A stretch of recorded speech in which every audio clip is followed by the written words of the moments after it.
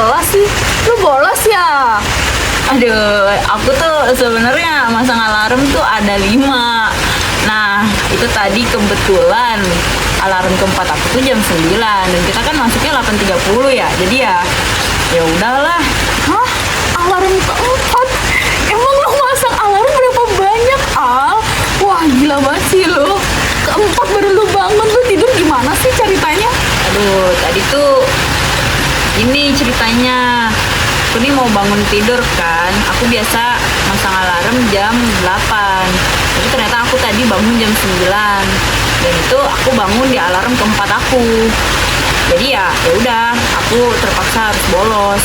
Ah, gila sih lo. Tapi kalau gimana kalau kita hitung peluangnya lu bangun di alarm ke antara 1, 2, 3, 4, 5. Gimana? Coba kita hitung kali ya peluangnya. Boleh. Ayo, gas. Oke, jadi contohnya misalnya kita punya ruang sampel itu ada 1, 2, 3, 4, 5. Artinya ini ada alarmnya itu ada 5. Nah, kita akan buat misalnya adalah alarm ke 1, 2, 3, 4, 5. Terus itu frekuensinya. Itu misalnya di alarm ke 1, dia tuh bisa kebangun 2 kali. Ini tuh maksudnya selama 10 hari. Nah, terus itu alarm kedua ada 4 kali dia pernah terbangun. Kemudian alarm ketiga dia pernah bangun 2 kali. Kemudian alarm keempat 1 dan alarm 5 juga 1. Nah, kemudian kita akan mencari peluangnya. Gimana sih cara cari peluangnya? Nah, cari peluang itu adalah frekuensi yang ini dibagi dengan total harinya. Total harinya di sini adalah 10 hari. Contohnya, kita akan mencari peluang ketika X-nya adalah 1. Nah, peluang ketika X-nya ada 1, frekuensinya tadi adalah 2, kemudian total harinya adalah 10, jadi 2/10 atau 0,2. Nah, sama juga untuk peluang ketika X-nya adalah 2, 3, 4, 5. Caranya akan sama seperti ini. Nah, bisa didapatkan peluangnya untuk yang pertama itu adalah 0,2, kemudian alarm kedua itu adalah 0,4, alarm ketiga itu 0,2, alarm keempat itu 0,1, dan alarm kelima juga 0,1. Oke, kemudian gimana sih kalau misalnya peluang bangun di 2 alarm pertama? Nah, kita akan melihat, jadi A-nya itu adalah 1,2 dari sini, 1,2. Jadi, peluang A itu ketika peluang 1 ditambahin dengan peluang kedua. Peluang satunya itu adalah tadi 0,2 dan peluang keduanya adalah 0,4. Jadi, ditambahkan aja 0,2 ditambah dengan 0,4. Jadi, adalah 0,6. Jadi, peluang bangun di 2 alarm pertama ini adalah 0,6. Gitu. Oh ya, ternyata eksperimen tadi itu sangat berhubungan dengan distribusi geometrik. Distribusi geometrik ini artinya adalah ketika sukses. Nah, sukses di sini maksudnya adalah ketika si kaliannya itu bangun. Nah, untuk distribusi geometrik sendiri memiliki rumus yaitu ketika P X sama dengan K atau sama dengan 1 dikurang P dipangkatkan dengan K kurang 1 dikali dengan P. Oke, contoh misalnya nih, peluang bangun tiap alarm itu adalah 30%, atau artinya P-nya adalah sama dengan 0,3. Coba kita hitung peluang ketiga ya, peluang ketiga. Kita masukkan ini 1 dikurang P, P-nya tadi adalah 0,3. Terus habis itu dipangkatkan dengan K, K-nya tadi adalah ketiga ya, jadi 3 dikurang 1 dikali dengan P, P-nya adalah 0,3. Nah, kita kalkulasikan hasilnya adalah 0,49 dikali dengan 0,3 atau hasilnya adalah 0,147. Nah, ini 0,147. Untuk peluang ke 1, 2, 4, 5 itu sama aja rumusnya kayak yang ini. Nah, ini contohnya ya, 0,47. Nah, gitu. Oke, mungkin kita akan mencari fungsi distribusi kumulatifnya, yaitu ketika peluang di alarm kedua atau lebih cepat, maka jumlahnya itu adalah 2 peluang pertama. Contohnya F2, yaitu ketika peluang 1 ditambah dengan peluang kedua, yaitu peluang 1 tadi adalah nih 0,3 ya, ditambahkan dengan 0,21. Hasilnya adalah 0,51. Nah, ini ketika dijumlahkan semuanya itu adalah nilainya 1 gitu. Jadi, kalau fungsi distribusi kumulatif itu pasti hasil akhirnya adalah 1 kalau ditambahkan. Nah, ternyata di distribusi kumulatif ini terdapat ada mean dan variansi. Untuk mean itu rumusnya adalah 1 per P. P-nya tadi adalah 0,3. Jadi 1 per 0,3 atau 3,33. Kemudian untuk variansinya yaitu 1 dikurang P dibagi dengan P kuadrat. Nah, 1 kurang P kita masukkan aja ya. Tadi 1 dikurangi berarti 0,3, hasilnya adalah 0,7. P-nya adalah 0,3 dipangkatkan menjadi 0,09. Kalau dikalkulasikan hasilnya adalah 7,78. Nah, artinya rata-rata bangun di alarm ke 3,33. Artinya si Alia ini akan bangun ke alarm ketiga, atau kita bulatkan aja ketiga ya. Dan variansinya adalah 7,78. Nah, gitu. Gampang banget kan? Wah, ternyata hitung peluang aku bangun tidur itu bisa juga ya. Tapi agak ribet ya sih Kak Maya. Soalnya kayak kita harus hitung manual. Terus juga kalau itu juga kalau misalkan aku ternyata alarmnya cuma 5. Kalau misalnya alarm aku 10 gimana Kak Maya? Kan itu pasti banyak banget gitu kan. Mungkin menurut aku ya, itu rumus itu kayaknya bisa deh diimplementasikan ke software. Misalnya kita jadi rumus itu tuh kita masukin body code dengan Python. Nah, mungkin Kakak Maya belum pernah tahu ya kalau codingan Python itu gimana. Sini aku kasih tahu. Nah, oke, ini giliran aku nih buat ngejelasin ya Kakak Maya. Nah, jadi sebenarnya perhitungan yang tadi Kakak Maya udah hitung banyak banget ya secara manual, itu sebenarnya bisa banget langsung kita aplikasikan ke program Python. Nah, di sini malah lebih gampang lagi loh Kakak Maya, karena rumus-rumus yang dipakai oleh Kakak Maya itu beneran nggak diubah sama sekali, beneran langsung plek ketiplek langsung bisa dipakai. Yang penting teman-teman ngerti operasi hitungnya dan peraturan di program Python aja. Tapi itu gampang banget kok, bisa sehari juga. Nah, jadi untuk yang pertama, ya kalau misalnya kita mau menghitung suatu data ya pastinya kita perlu data. Nah, di sini kita bakal mengumpulkan data-data dulu. Nah, makanya di sini untuk langkah pertama kita meminta input dari user atau pengguna ya. Jadi di sini kita bisa pakai fungsi input. Nah, nanti kita bisa menginput teman-teman. Jadi fungsi input tuh nanti kita bisa nulis di sini, terserah. Misal 1,2,7,5 terus nanti di enter bakal tetap ada hasilnya, teman-teman. Nah, begitu. Nah, terus di input ini tuh mungkin nanti bakal ada yang bertanya-tanya gitu, kenapa inputannya nggak pakai integer ya? Soalnya kan inputannya berupa angka. Kalau nggak salah nih, kalau misalkan inputannya angka harusnya pakai integer biar bisa dikalkulat. Benar banget. Jadi emang seharusnya inputan angka itu pakai integer, tapi nggak selalu sih. Kalau case-nya seperti ini, kita bisa pakai input biasa. Karena ketika kita memakai fungsi input biasa, itu nanti keluarnya akan berupa string ataupun teks ya, atau kata-kata lah istilahnya. Jadi kalau misalkan berupa string, si inputan itu nggak bakal bisa dikalkulate gitu. Nah, kecuali kalau misalkan kita tambahin di depan ini ya, depan sini integer kayak gini. Nah, kalau misalkan kayak gitu, itu langsung ke detect kalau misalkan si inputan itu adalah angka dan bisa dikalkulate gitu. Tapi masalahnya di sini kan kita mau ngitung, ya kan? Kita mau menghitung si data-datanya. Kenapa kita nggak pakai integer? Kenapa jadi pakai teks?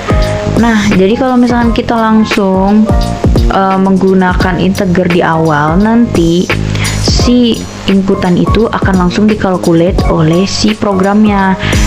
Yang awalnya ya istilahnya kita mintanya tuh pengennya si 2 ini dihitung, habis itu setelah 2, 3 dihitung, terus 1 dihitung. Jadi istilahnya koma ini adalah pemisah antara satu angka dengan satu angka lainnya gitu ya.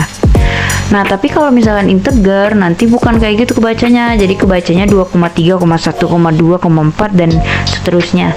Jadi istilahnya yang awalnya kita pengennya mereka individualis, malah nantinya jadinya kelihatannya segerombol, sekelompok gitu. Nah, lanjut. Terus kan tadi bener nih, kita mau ngitung satu-satu, tapi kan itunya teks. Nanti katanya nggak bisa kalau misalkan itunya kata-kata. Benar juga, makanya di langkah kedua kita di sini mengubah input menjadi list angka ataupun integer. Nah, di sini ada data input split. Di sini tuh kita split itu yaitu bahasa Inggris dari istilahnya memisah gitu ya, memisahkan gitu ya. Jadi ya benar, fungsi split ini buat memecah string. Nah, di sini tuh aku nulis kayak koma ada komanya di sini. Terus ini tuh maksudnya di awal si angka tuh aku mau ada si ininya, si tanda petiknya di awal. Terus juga di akhir juga harus ada tanda petiknya, dipisahkan sama si koma. Si komanya ini ceritanya si datanya gitu. Nah, lanjut, nanti ketika kita sudah memakai split, nanti si angkanya itu bukan gerombolan lagi, jadi udah satu kesatuan. 2 ya sendiri, 3 ya sendiri, 1 ya sendiri. Nggak ada tuh yang 2,3,1 itu nyatu gitu, nggak. Jadi mereka istilahnya udah individualis. Nah, terus di sini juga ada X-strip. Nah, ini tuh sebenarnya cuman buat menghilangkan spasi di awal dan di akhir string kayak gitu. Lalu di sini juga ada fungsi integer ya, yang udah aku bilang. Itu tuh mengubah string menjadi angka integer, istilahnya formatnya menjadi angka yang bisa dikalkulate. Dan juga ada for x in ya. Itu maksudnya itu adalah list comprehension. Nah, itu adalah cara cepat buat nanti bikin list baru. Jadi ya tadi kan listnya berupa string ya, teks. Nah, sekarang kita buat list baru, itu udah berupa list angka kayak gitu. Terus lanjut, kita juga harus menghitung jumlah hari ya, jumlah datanya. Nah, di sini kita pakai fungsi len yaitu untuk menghitung berapa banyak elemen dalam list. Jadi ya len ini pokoknya menghitung nanti kalau misalkan 2 masuk, oh berarti 1 datanya, 3 masuk, oh datanya jadi 2, 1 masuk, datanya 3, dan seterusnya hingga 5. Nanti dia akan mendetek, oh ternyata dalam data alarm ini ya, itu tuh ada 10 data begitu sih. Len itu cuman untuk menghitung berapa banyak elemen atau data-data dalam list begitu. Terus kita langsung lanjut ke frekuensi ya. Nah, frekuensi ini gampang banget ya, karena kita sebenarnya cuman menghitung berapa kali sih kemunculan si data tersebut. Jadi kalau misalnya kita lihat ya di data ini, kita pakai contohnya ini ya. Di sini tuh nilai max-nya tuh 5, berarti kita hanya memakai alarm hingga alarm kelima. Nah, karena datanya 10, berarti kita rentang waktunya 10. Jadi kalau misalkan teman-teman mau mengubah, ya istilahnya aku pengennya alarmnya sampai 10 karena alarm saya sampai 10. Ya berarti nanti ada di mana kamu harus menginput nilai 10. Lalu misal rentang waktunya mau 20 hari gitu kan, berarti datanya harus 20 gitu. Nah, di sini untuk frekuensi ya, teman-teman di sini bisa lihat ada for x in lagi, itu untuk perulangan untuk setiap nilai ya di list yang data alarm itu, yang tadi yang 2, 3, 1 itu. Lalu di sini juga ada syarat if ya, ada if gitu. Nah, sebenarnya ini tuh kayak gini, misal 2 ini masuk ke misal 2 ini udah terprogram di sini, udah diproses di sini, dia masuk nih ke sini set ya kan. 2 itu berarti kan x-nya 1 ya, dia tuh istilahnya data pertama ataupun ya perulangan pertama gitu. Masuk ke sini 1, dia perulangan x-nya itu 1 gitu ya, berarti datanya yang 2 ini set masuk. Terus nanti dia programnya mikir di sini, dia tuh masuk if atau masuk else sih. Nah, ternyata dia tuh masuk else. Kenapa? Karena di sini sebenarnya si syarat-syarat ini tuh cuman mengecek apakah angka si data tersebut itu udah ada belum sih di dictionary gitu. Nah, kalau misalkan ternyata masuk ke yang if ya, yang X-nya plus sama dengan 1, artinya nanti dia akan langsung menambahkan 1 ke frekuensi yang udah ada.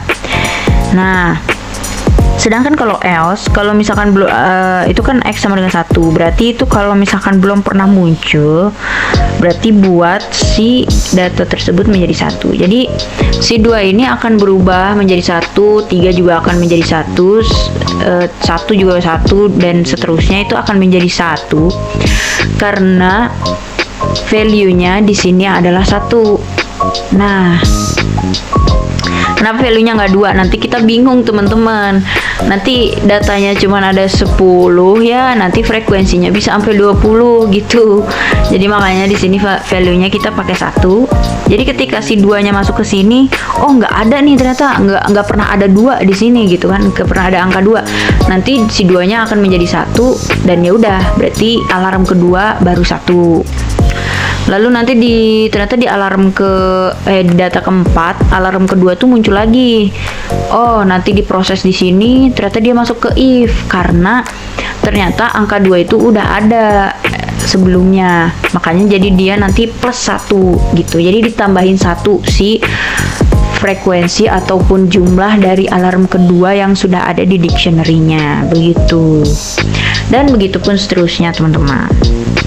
Setelah itu ada juga kita bisa menghitung peluang empiris ya. Tadi kita juga ngitung peluang empiris bersama Kakak Maya.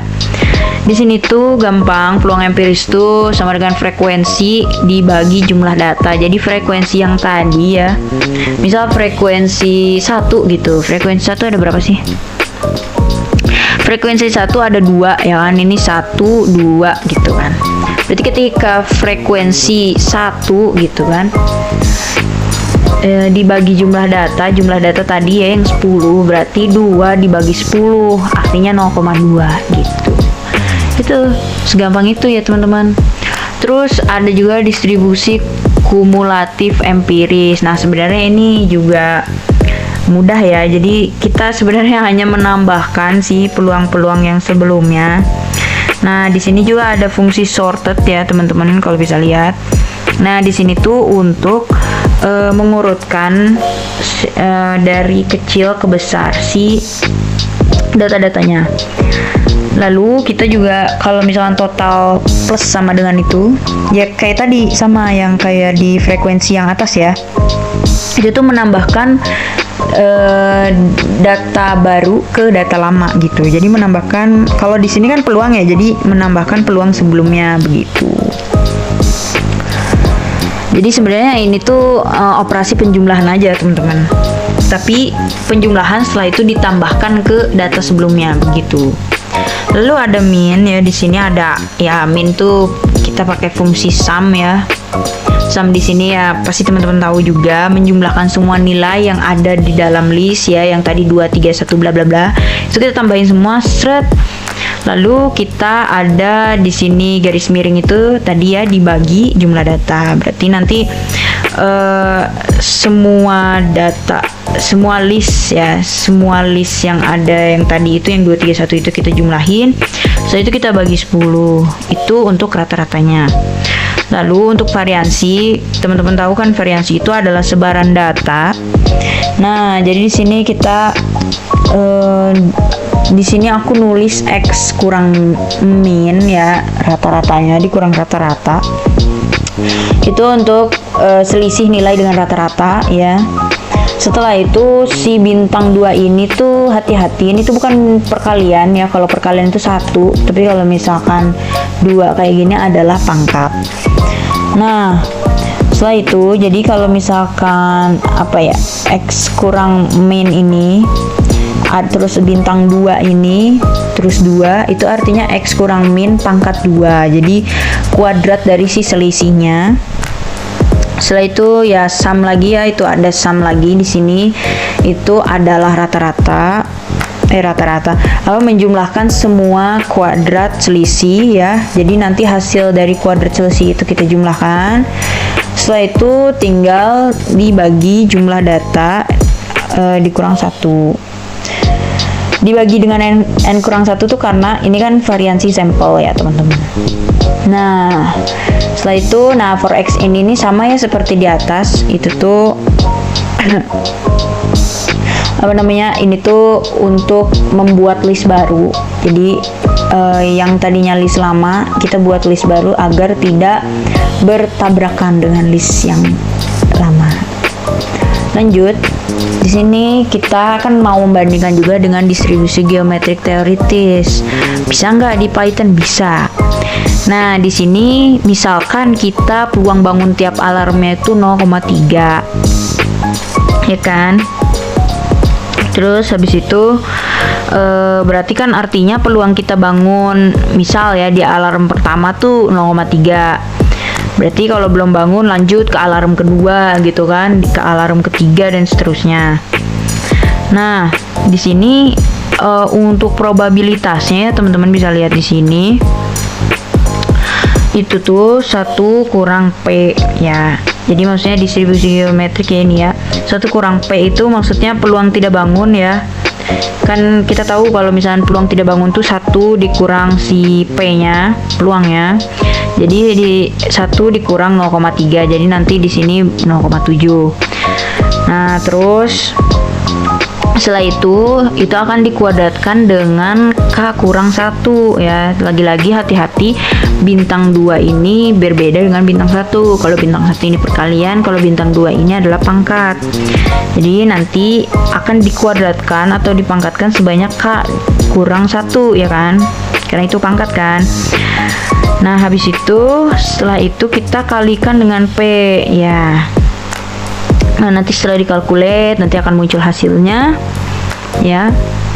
Setelah itu kita juga ada min teoritis ya, tapi min teoritis juga sama ya, 1 dibagi P tadi yang 0,3. Lalu untuk variansinya itu 1 kurang P dibagi P pangkat 2 itu. Nanti ini adalah codingan untuk output hasilnya ya. Ini tinggal print aja dengan list yang tadi akhir itu, variabel yang akhir nanti akan muncul. Kita coba ya, kita coba pakai program ini dengan contoh yang sama dengan Kakak Maya tadi. Nah, kita input terus enter, langsung ada hasilnya teman-teman. Sekali pencet ya. Nah, di sini kita bisa kelihatan nih frekuensi alarmnya ya. Alarm kedua 4 kali dan bla bla bla, peluang empirisnya. Setelah itu kumulatif empiris. Setelah itu minnya ada dapet ya. Setelah itu variansinya juga dapet, distribusi geometrik ya, yang mana tadi? Oh, ini ya. Terus distribusi kumulatif. Setelah itu kita mencari minnya juga tadi ya. Terus variansi teoritis juga ada. Nah, begitu teman-teman. Gimana Kakak Mai? Udah paham belum nih buat pengaplikasian di program Python? Mudah kan? Jadi kita nggak usah repot-repot lagi nih Kakak Maya. Kalau misalnya ternyata Kakak Maya mau meneliti sepanjang ya 100 hari juga bisa, asal Kakak Maya punya data hingga 100 gitu aja Kakak Maya. Oh gitu, ternyata gampang ya, nggak hanya bisa dari manual tapi bisa juga lewat Python tadi, gampang Benar banget. banget. Ya. Oh ya Al, besok-besok kamu pasang alarmnya jangan 5, 10 ya. Biar peluang sukses kamu bangun itu semakin gede gitu, biar besok-besok kamu nggak bolos Al gitu. Siap deh Kakak Maya.